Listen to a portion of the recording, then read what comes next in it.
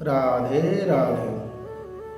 आप सबको स्वागत है मेरे चैनल संस्कृति वीडियोस में। आज हम सुनेंगे श्रीमद् भगवत महापुराण प्रथम स्कंद के द्वितीय अध्याय। नारद जी ने कहा, बाले, तुम व्यर्थ ही अपनों को क्यों खेद में डाल रही हो?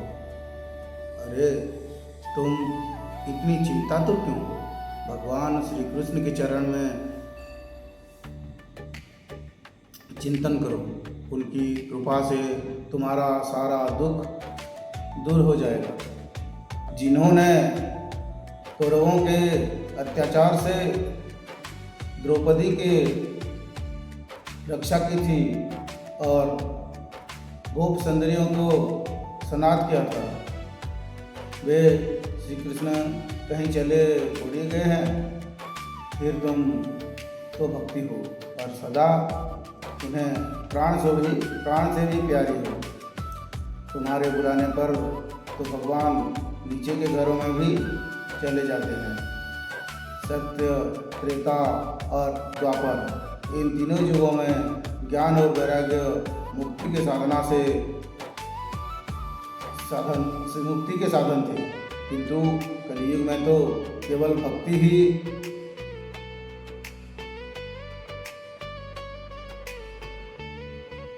मोक्ष की प्राप्ति कराने वाली है। यह सोचकर ही परमानंद चिमूर्ति ज्ञान स्वरूप श्रीहरि ने अपने सत्य स्वरूप में तुम्हें रचा है। तुम साक्षात श्री कृष्ण चंद्रिका प्रिया हो और तुम परम सुंदरी हो। एक बार जब तुमने हाथ जोड़कर पूछा था कि मैं क्या करूं, तब भगवान तुम्हें यह आज्ञा दी थी कि मेरे भक्तों का पोषण करो। तुम भगवान की वह आज्ञा स्वीकार कर ली। इससे तुम पर श्रीहरि बहुत प्रसन्न हुए और तुम्हारी सेवा करने के लिए मुक्ति को तुम्हें दासी के रूप में दिया और ज्ञान और वैराग्य को पुत्रों के रूप में। तुम अपने साक्षात स्वरूप से वैकुंठ धाम में ही भक्तों का पोषण करती हो। भूले कमों तो तुमने उनकी पुष्टि के लिए केवल छाया रूप धारण कर रखा है। तब तुम मुक्ति, ज्ञान और वैराग्य के साथ लिए पृथ्वी तल पर आई और सत्ययुग से द्वापर पर्यंत बड़े आनंद से। कलयुग में तुम्हारी दोनों मुक्ति पाखंड स्वरूप रोग से पीड़ित होकर क्षीण होने लगी।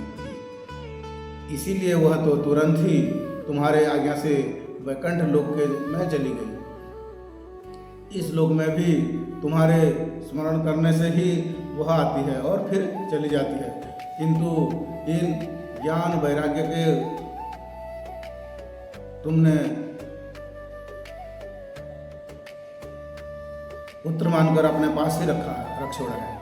फिर भी कलयुग में इनकी अपेक्षा होने के कारण तुम्हारे ये पुत्र उत्साहहीन और वृद्ध हो गए हैं।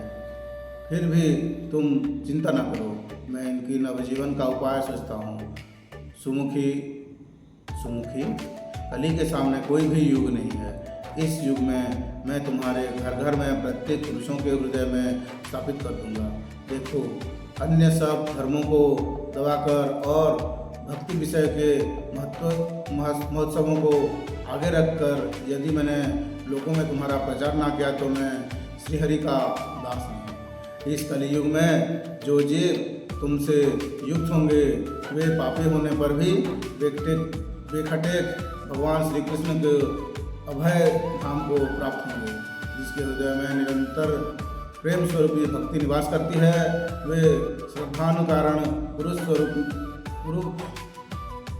पुरुष स्वप्न में भी यमराज को नहीं दिखती। जिसके हृदय में भक्ति महारानी का निवास हो, उन्हें प्रेत, पिशाच, राक्षस या दैत्य आदि सब का स्पर्श करने में भी समर्थ नहीं हो सकते। अब वेद अध्ययन, ज्ञान और कर्म आदि किसी भी साधना से भगवान वश में नहीं किए जा सकते हैं, केवल भक्ति से ही वशीभूत होते हैं। इसमें श्री गोपीजन प्रमाण है।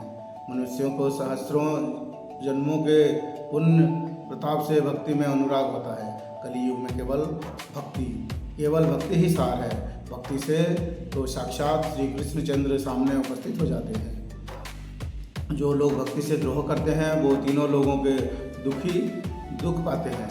पूर्व काल में भक्त का तिरस्कार करने वाले दुर्वासा ऋषि को बड़ा कष्ट उठाना पड़ा था। बस व्रत, तीर्थ, योग, यज्ञ और ज्ञान चर्चा आदि बहुत से साधनों की आवश्यकता नहीं है, एकमात्र भक्ति ही मुक्ति देने वाली है।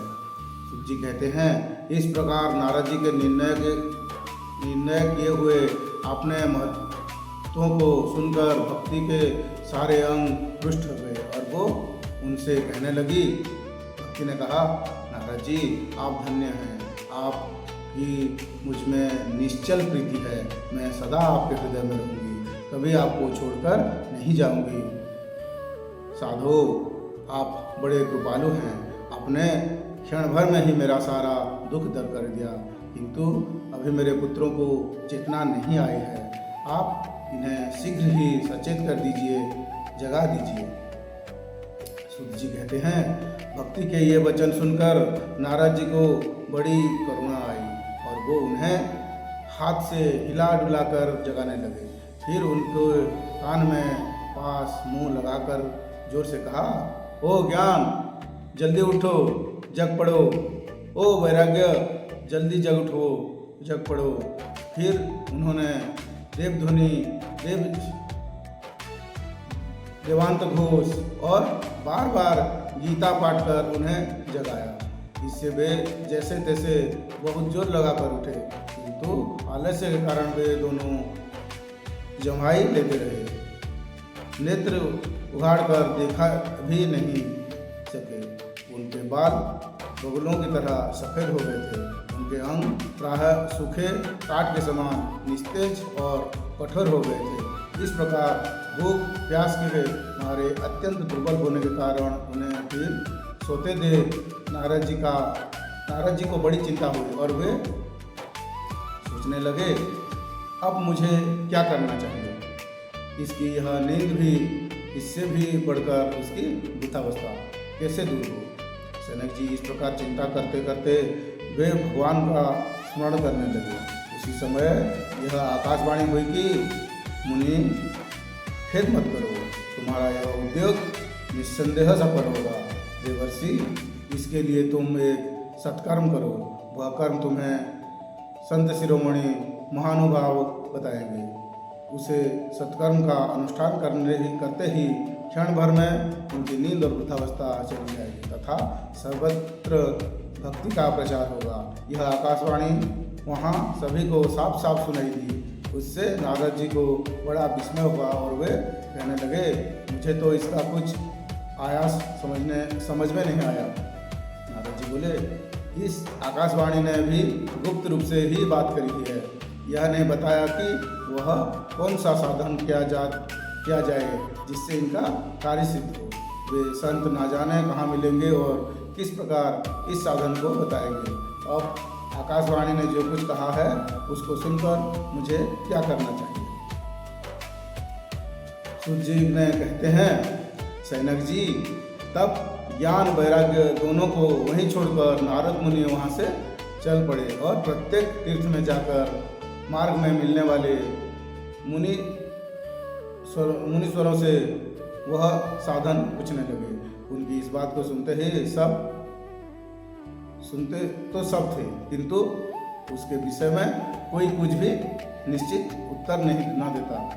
इन्होंने उसे असाध्य बताया। कोई बोले इसका ठीक पता लगाना ही कठिन है और कोई सुनकर चुप रह गए और कोई तो अपनी अवज्ञा होने के भय से बात को टाल टूल कर खिसक गए। त्रिलोकी में महान आश्चर्यजनक हाहाकार मच गया। लोग आपस में कानाफूसी करने लगे। भाई जब देवर्षि ने वेदांत घोष और बार बार गीता पाठ सुनने पर भी भक्ति ज्ञान और वैराग्य से तीनों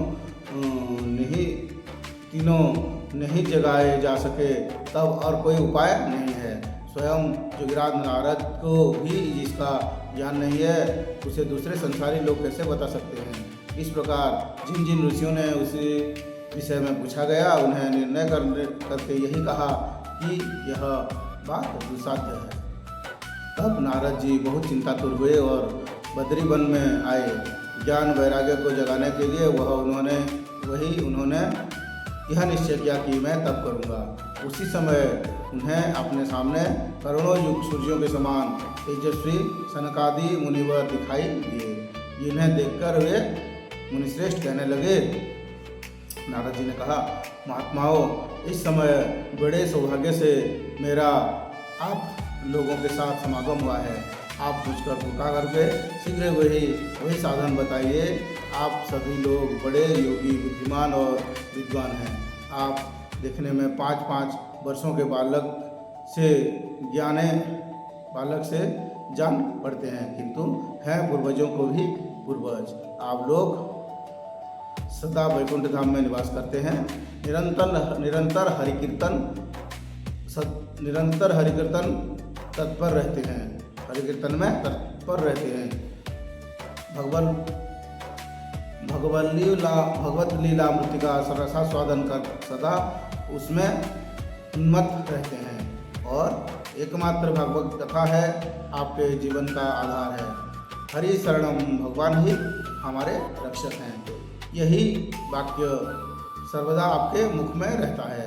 इसी से काल प्रेरित वृद्धावस्था भी आपको बाधा नहीं पहुंचाती। पूर्व काल में आपको गंगात्र से भगवान विष्णु के द्वारपाल जय और विजय तुरंत पृथ्वी पर गिर गए थे और फिर आपकी कृपा से वे पुनः वैकुंठ लोक पहुँच गए। धन्य हैं, इस समय आपका दर्शन बड़े सौभाग्य से हुआ है। मैं बहुत दीन हूँ और आप लोग स्वभाव से ही दयालु हैं, इसीलिए मुझ पर आपको अवश्य कृपा करनी चाहिए। बताइए, आकाशवाणी ने जिसके विषय में कहा है वह कौन सा साधन है और मुझे किस प्रकार उसका अनुष्ठान करना चाहिए? आप इसका विस्तार से वर्णन कीजिए।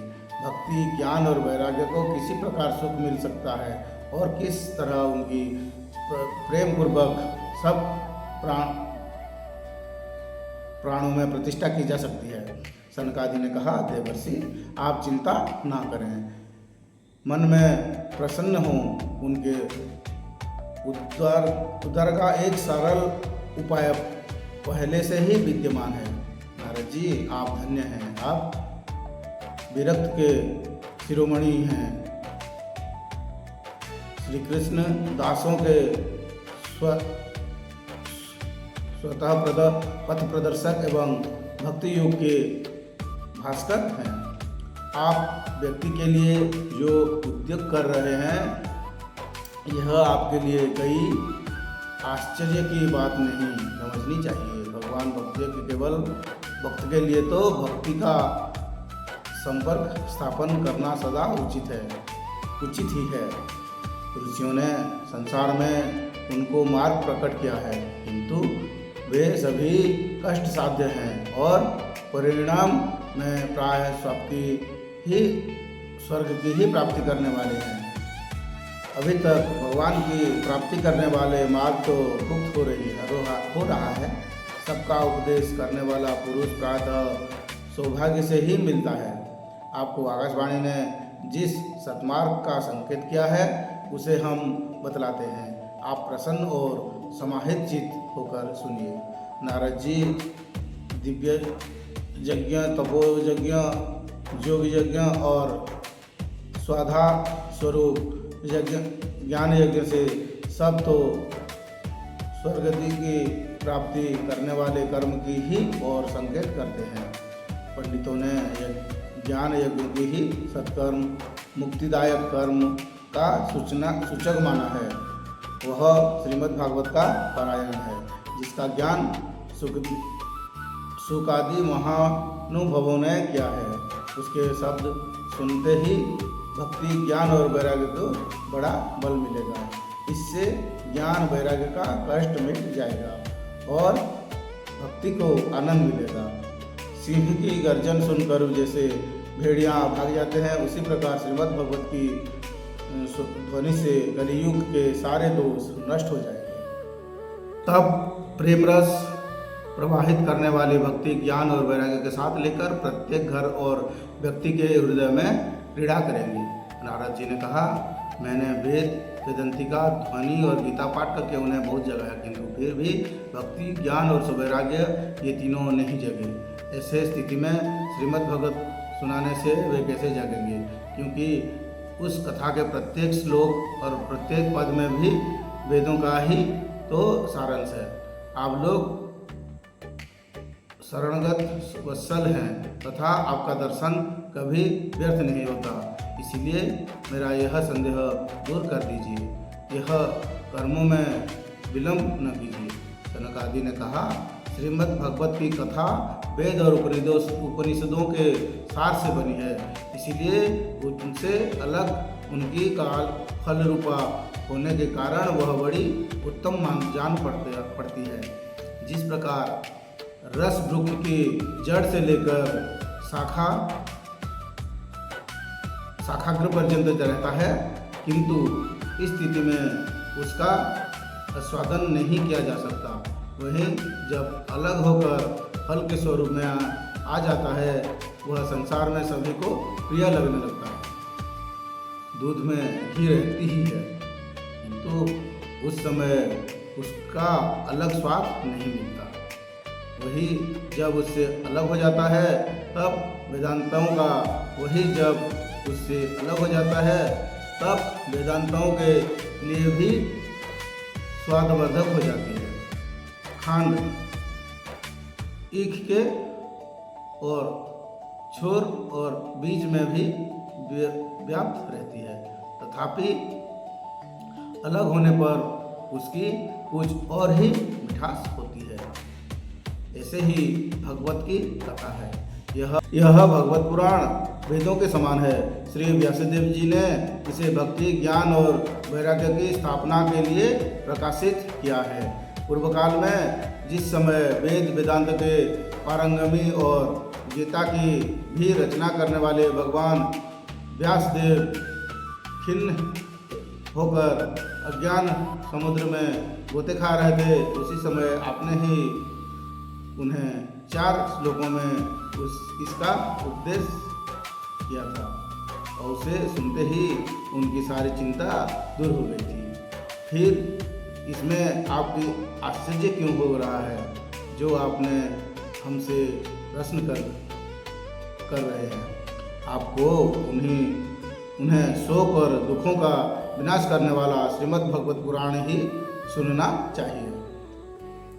नारद जी ने कहा, महानुभावों, आपका दर्शन जीवों को संपूर्ण पापों के तत्काल नष्ट कर देता है और जो संसार दुख स्वरूप दावानलेश तपे हुए हैं, उन पर शीघ्र ही शांति की वर्षा करता है। आप निरंतर शेष जी के सहस्त्र मुखों से गाए हुए भगवत कथामृत का ही पान करते रहते हैं। मैं प्रेम लक्षण भक्ति का प्रकाश करने के उद्देश्य से ही आपकी शरण लेता हूँ।